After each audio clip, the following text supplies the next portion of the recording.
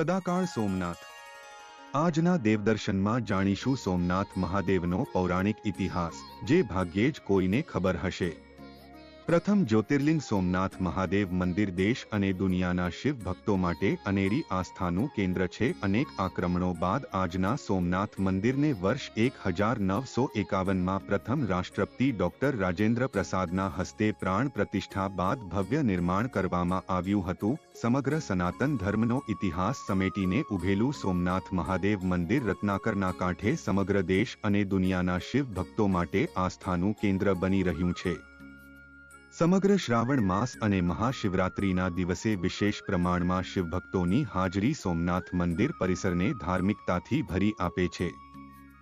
શાસ્ત્રોમાં ઉલ્લેખ પ્રમાણે હજારો વર્ષો પહેલા ચંદ્રએ પોતાને મળેલા શ્રાપમાંથી મુક્તિ મેળવવા ઉગ્ર તપશ્ચર્યા કરી સોમનાથ મહાદેવને પ્રસન્ન કરી શ્રાપમાંથી આંશિક મુક્તિ મેળવી હતી।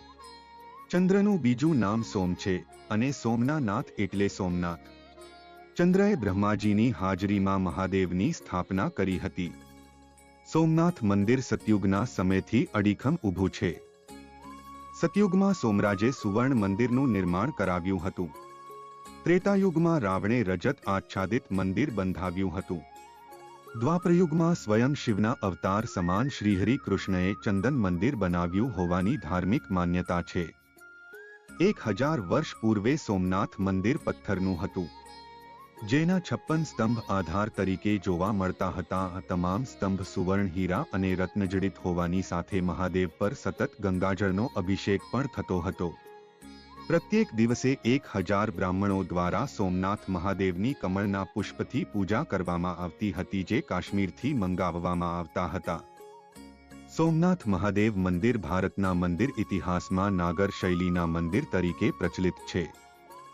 વિશ્વમાં સૌથી મોટા શિવ મંદિર તરીકે ઓળખાતા સોમનાથ મહાદેવ મંદિરની ઊંચાઈ અંદાજિત 155 ફૂટ છે, જેમાં 7 અલગ અલગ માળ આવેલા છે। મંદિરની ઉપરનો મુખ્ય કળશ 10 ટન વજન ધરાવે છે। આ સિવાય મંદિર ઉપર 1000 કળશ જોવા મળે છે, જે શિવભક્તોની આસ્થાનું કેન્દ્ર બને છે। સોમનાથની સખાતે નીકળેલા હમીરજી ગોહિલ અને વેગડાજી ભીલની સેનાએ મોહમ્મદ બેગડાની સેના સામે લડાઈ લડીને સોમનાથને તૂટતું બચાવવા વીરગતિ વહોરી। ત્યારથી સોમનાથની સાથે હમીરજી ગોહિલ અને વેગડાજી ભીલને પણ યાદ કરવામાં આવે છે। સોમનાથના ગૌરવપૂર્ણ ઇતિહાસની સાથે હમીરજી ગોહિલ અને વેગડાજી ભીલ નામના 2 વીર સપૂતોને કારણે સોમનાથ મંદિર આજે આસ્થાનું પ્રતીક બની રહ્યું છે।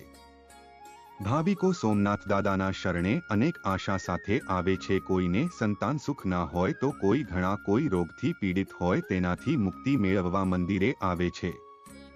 ચંદ્રમાએ પોતે પણ રોગમુક્ત થવા અહીં તપ કર્યું હતું, એટલે મંદિરે કોઈ રોગી મૃત્યુંજયના જાપ કરે છે તો તે રોગમુક્ત થાય છે અને જીવનમાં સારું આરોગ્ય પ્રાપ્ત કરે છે। પ્રથમ જ્યોતિર્લિંગ સોમનાથ મહાદેવ મંદિર શિવની અનન્ય આસ્થાનું કેન્દ્ર પણ બની રહે છે।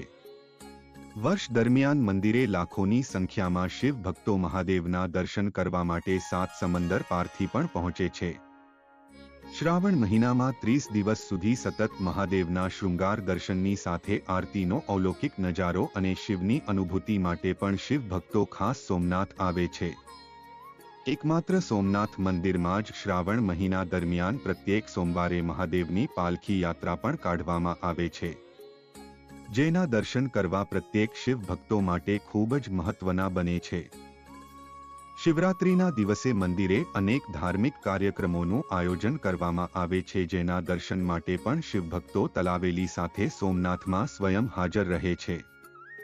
મહાદેવની પૂજા, ગંગાજળ અભિષેક, ધ્વજા પૂજા, પાક પૂજા, સોમેશ્વર મહાપૂજા, મહામૃત્યુંજય યજ્ઞ અને પાઠ સોમનાથ મંદિરના ધર્મ સાથે જોડાયેલા શિવ ભક્તોને મહાદેવ સમીપે ખેંચી લાવે છે।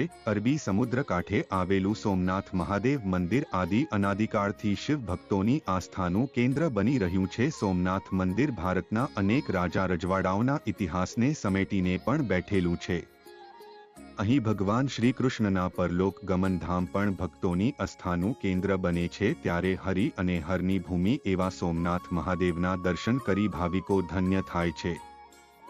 સોમનાથ મંદિરનો ઇતિહાસ આજે પણ શિવ ભક્તો માટે આસ્થાનો વિષય છે. સોમનાથ ખાતે જે શિવાલય દર્શન આપી રહ્યું છે તેને છઠ્ઠા મંદિર તરીકે ઓળખવામાં આવે છે, જેનું નિર્માણ 13મી સદીમાં થયું હોવાના પુરાવા આજે પણ જોવા મળે છે. સદીઓ પહેલા સોમનાથ મંદિર સુવર્ણનું હતું, પરંતુ વિધર્મીઓએ મંદિર લૂંટ્યું. આજે સોમનાથનો સુવર્ણ યુગ પરત ફર્યો છે.